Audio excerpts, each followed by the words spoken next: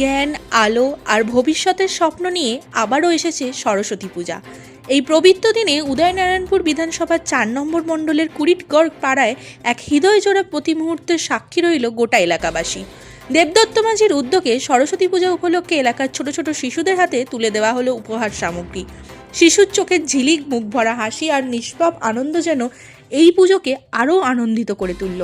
সরস্বতী মায়ের আশীর্বাদে এই শিশুদের জীবনে ভরে উঠুক শিক্ষা, মানবিকতা আর স্বপ্নের রঙে, এই কামনাই রইল দেবদত্ত মাঝির। মতো না করি তাহলে আমাদের যারা ভবিষ্যৎ প্রজন্ম তারা পরাধীন হয়ে যাবে, তারা স্বাধীনভাবে বসবাস করতে পারবে না। আমাদের মা, বোন, মেয়ে তাদের সম্মান সুরক্ষা আর রাখা যাবে না।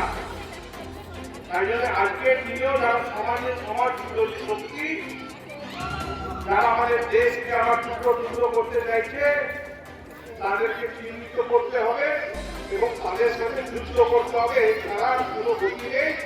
আমাদের ধর্ম আমাদের সেই শিক্ষাই দিয়েছে। রামায়ণে আমরা দেখেছি ভগবান রাম একের পর এক সংগ্রাম করেছেন, যুদ্ধ করেছেন, শেষে রাবণকে বধ করে সীতামাকে লঙ্কা থেকে অযোধ্যায় ফিরে এনেছিল। এবং মহাভারতে ভগবান শ্রীকৃষ্ণ একের পর এক যুদ্ধ করেছেন, শেষে কুরুক্ষেত্রে যে যুদ্ধ হয়েছিল তাতে উনি পাণ্ডবদের সাথ দিয়েছিলেন। তার কারণ পাণ্ডবরা ধর্মের পথে ছিল। এই ব্যাপারগুলো আমাদের মা বোনেদের, ছোট ছোট বাচ্চাদের এবং বাড়ির বড়দের সকলকে মাথায় রাখতে হবে এবং এটা নিশ্চিত করতে হবে যে আমরা যেন যারা আমাদের ধর্ম বিরোধী শক্তি, দেশ বিরোধী শক্তি, তাদের দোকান থেকে যেন কিছু না কিনি। নিজেদের শত্রুদের যদি আমরা পয়সা দিয়ে বড় করি তাহলে তো আমাদের পরে মারবে। তাইলে আমাদের রাষ্ট্র বিরোধী এবং দেশ বিরোধী, ধর্ম বিরোধী যারা আছে তাদের দোকান থেকে কিছু কিনবে না, ঠিক তো? তাদের টোটো রিক্সা গাড়িতে চলবে না, তাদের জমি জায়গা বিক্রি করবে না। এই কথাগুলো মাথায় রাখতে হবে। তাদেরকে আমরা আমাদের দোকানে জিনিস বিক্রি করতে পারি, কিন্তু তাদের দোকানে জিনিস কিনবে। এই ব্যাপারগুলো মাথায় রাখতে হবে। আজকে এখানে আপনারা যারা উপস্থিত হয়েছেন, এই গ্রামবাসী যারা সরস্বতী পুজো করছে এবং এরপর এখানে যাত্রাও আছে। আজকে এখানে কিছু ক্ষত্রিয় সমাজ যে কাজগুলো করে, আমাদের প্রত্যেকের মধ্যে ছাত্র ভাব আছে, ক্ষত্রিয় তেজ আছে। এখানে 3 ধনুকের প্রতিযোগিতা হবে, বিভিন্ন রকম লড়াইয়ে, যুদ্ধে, যেটা যে কোনো সময় করতে পারে, তার জন্য প্রস্তুতি দরকার। ছোট ছোট কচি বাচ্চারা এবং মা বোনেরা সেগুলো করবে।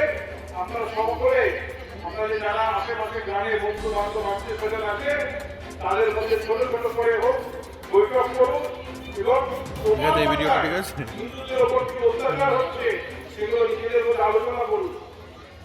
এই পশ্চিমবঙ্গেও বিভিন্ন জায়গায় মুর্শিদাবাদের কথা শুনেছেন তো, হরগোবিন্দ দাস আর চন্দন দাসকে কিভাবে ঘর থেকে বের করে তাদেরকে টুকরো টুকরো করে কেটে আদ্যান্ত অবস্থায় রেখে দিচ্ছিল, তাদের রক্ত বেরিয়ে দিন, তারা মারা গেল। আজকে মুর্শিদাবাদে হচ্ছে, আমাদের যদি ঘুম না ভাঙে তাহলে কি এখানেও হতে পারে। আপনাদের থেকে বেশি দূরে নয়, ধুলা পরে বিশাল বড় ঝামেলা হয়েছিল পাঁচলায়, তো প্রত্যেক বছরে 2 বার করে হয়। এখানকার মানুষরাও যদি তৈরি না থাকে, আতঙ্কে একটি বড় ঘটনা ঘটবে এবং মা বোনেদের মাথার সিঁদুর উঠে যাবে।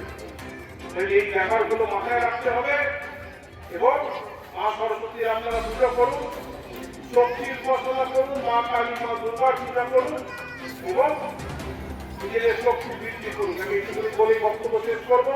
ভারত মাতা কি জয়, বন্দে মাতরম, জয় মা কালী।